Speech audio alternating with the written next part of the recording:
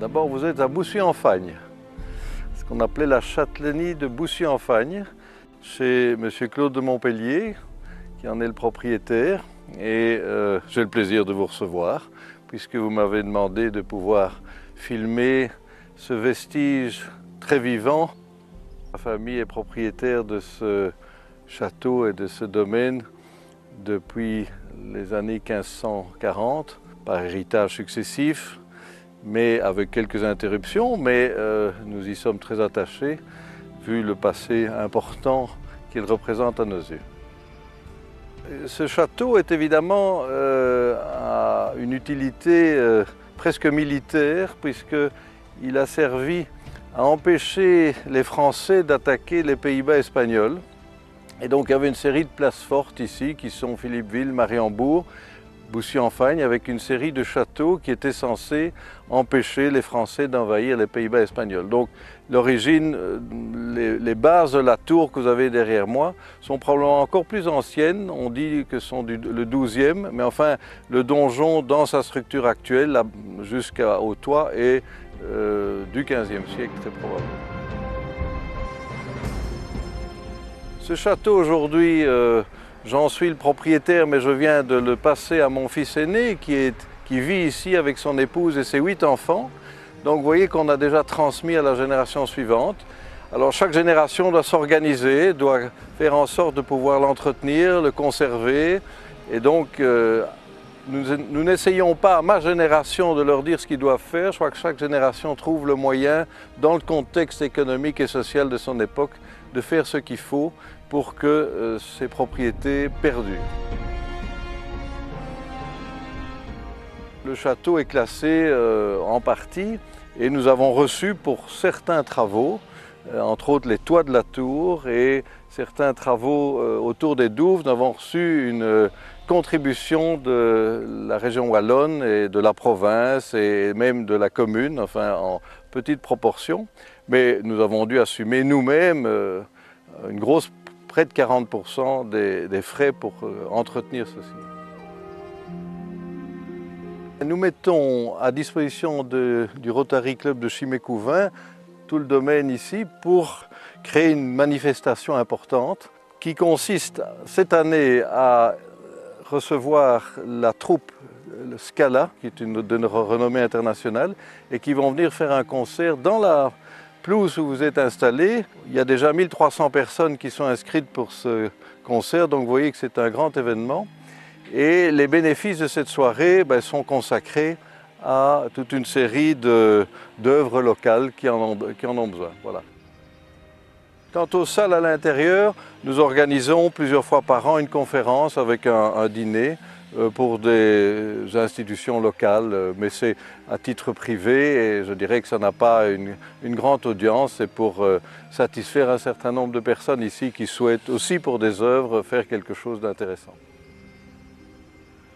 C'est mon arrière-grand-père et mon arrière-grand-mère. Mon arrière-grand-mère était anversoise, elle s'appelait Clémence Vandenberg et quand ils ont repris le château en 1870, ils ont évidemment mis leur blason, qui étaient les armes familiales Vandenberg et Villermont, qui était une tradition dans les milieux de la noblesse, qui était de mettre leur blason au-dessus de la porte d'entrée.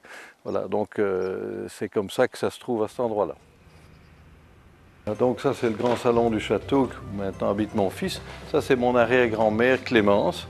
Vous avez différentes, ça c'est une arrière-grande-tante aussi. Ça ce sont mes ancêtres, les 4 tableaux anversois. Et alors mon épouse et moi-même qui sommes là-haut sur des dessins qui ont été faits par un artiste français. À l'époque, on faisait des bustes parce que c'était plus simple que de faire parfois un tableau. Alors toutes mes grandes-tantes, j'en ai connu la dernière là-bas, la tante Madeleine qui est de la dernière avec son chapeau, qui était une femme originale que j'ai connue très âgée. Alors ça c'est le frère de ma mère, qui est Claude de Villermont, qui a été tué à l'offensive des Ardennes le 31 décembre 1944. Il faisait partie des Special Air Service, donc c'était des soldats parachutistes belges. Et il devait atterrir en France et il a atterri en Belgique. Et c'était le premier soldat belge qui a atterri au moment de la reconquête, évidemment. Et alors ça c'est mon père Gérard de Montpellier, qui était professeur à l'université de Louvain et qui est toute sa vie et qui est décédé en 87. Nous nous trouvons dans une pièce qui est la salle d'armes du château. Il y a des oubliettes ici en dessous qui ont à peu près la même taille que la pièce. Il y a des murs de 4 mètres, 4 à 5 mètres. Ça sont des meurtrières. Ces meurtrières servaient à l'époque aux défenseurs de la tour à pouvoir tirer sur leurs ennemis qui approchaient sans se faire eux-mêmes tirer dessus, parce que évidemment l'angle d'ouverture n'est pas très grand, mais eux voyaient bien les gens qui arrivaient à l'entrée. Et cette meurtrière, elle date de l'époque de la tour, puisque donc probablement, peut-être déjà du XIIe siècle. Elle fait partie du patrimoine, c'est un élément très intéressant de la construction. Figurez-vous que c'est une propriété dans laquelle se sont réunis à différentes époques les gens du village, les gens des alentours, justement pour être à l'abri des attaques. Et je ne serais pas étonné que dans les douves, on y retrouve un certain nombre d'éléments de ces moments de guerre ou autres. Entre autres, les Allemands ont occupé le château dans la guerre 14-18 et ils ont probablement jeté dans les douves pas mal de choses. Alors c'est un trésor, une particularité que j'espère découvrir un jour. Est-ce qu'il y aurait encore des munitions ou des armes qui sont dans les douves? On les a déjà vidées plusieurs fois, mais je n'en ai pas encore retrouvé. Il y a tellement de vases que voilà. Donc c'est peut-être une particularité de la propriété. Elle a été occupée par les armées diverses à certaines époques.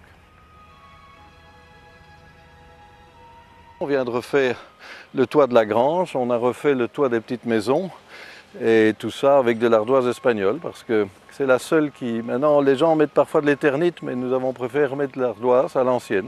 Ma grand-mère me disait toujours quand j'étais enfant, tu n'achèteras pas de Mercedes quand tu seras grand, tu entretiendras le château. La Mercedes, il y a 60 ans, était une voiture de luxe, aujourd'hui c'est banal, mais ce qu'elle disait était vrai, il faut faire des choix. Je ne vais pas à Monaco, je m'occupe du château.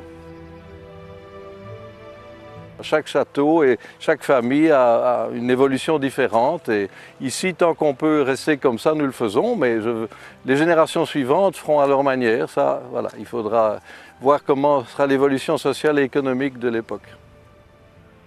Vous voyez qu'il y a tout le temps des travaux à faire pour entretenir ce bien parce qu'on ne conçoit pas qu'il se dégrade. Donc si nous l'avons, c'est un patrimoine que nous devons préserver. Et si nous le faisons, c'est aussi au profit de la région ou des gens qui y passent comme vous. Donc voilà. Notre famille, et je pense que beaucoup de gens dans notre milieu, ont toujours laissé les choses se faire. On est dans la société, on laisse les choses se faire comme elles doivent se faire.